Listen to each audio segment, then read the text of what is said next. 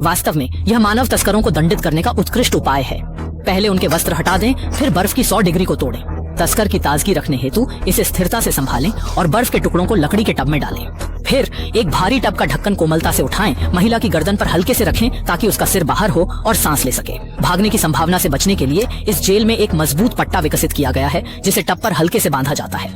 कैदी जितना भी विरोध करे वे इस नियति से नहीं बच सकते। फिर भी 2 महीने से भी कम समय में दोषी महिला के शरीर का निचला हिस्सा गर्दन तक सुन्न हो गया। चेहरा दर्द से विकृत हुआ, मुश्किल से कराहती और पास के कैदी की ओर देखती थी।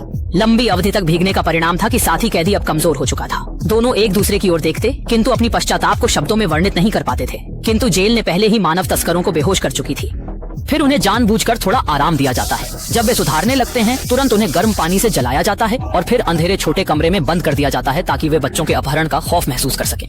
पहले हफ्ते में खिड़की खुली रहती है जिससे तस्कर सूरज की रोशनी का आनंद उठा पाता है, मगर 8वें दिन खिड़की बंद कर दी जाती है। वे सांस लेना और भोजन दोनों भूल जाते हैं निराशा में। चेतना भी मुश्किल हो जाता है। अंततः उन्हें पूरी तरह से भूखा रखा जाता है सांस रोकने वाले माहौल में और धीरे धीरे उनकी मौत की ओर बढ़ते हैं। लेकिन यह तस्कर इतना भाग्यशाली नहीं था। महिला को बिना किसी तैयारी के पानी के टैंक में डाल दिया गया। लेकिन यह सिर्फ एक साधारण नहाना नहीं, यह एक क्रूर गर्म जेल थी। अगली बार डॉक्टर के आदेश पर सहायक ने तुरंत लोहे के दरवाजे को बंद कर दिया। फिर डॉक्टर ने बिना किसी दया के हीटिंग वाल्व को खोला और टैंक के अंदर का तापमान तेजी से बढ़ता गया। लेकिन डॉक्टर उसे बाहर नहीं निकाल सकता था क्योंकि उसने अभी तक अपने अपराधों को स्वीकार नहीं किया था। डॉक्टर उसे बार बार स्वीकार करने पर जोर देता था, लेकिन महिला तस्कर अभी भी अपने अपराध को नहीं मानती थी और खुद को निर्दोष बताती थी। इस पर डॉक्टर का गुस्सा 7वें आसमान पर था। महिला तस्कर के अपनी गलती स्वीकार न करने पर डॉक्टर ने कठोर कदम उठाने का फैसला किया। सहायक को एक विशाल बर्फ के टैंक की तैयारी करने का आदेश दिया और आरोपी को अज्ञात अवस्था में उसमें डुबो दिया।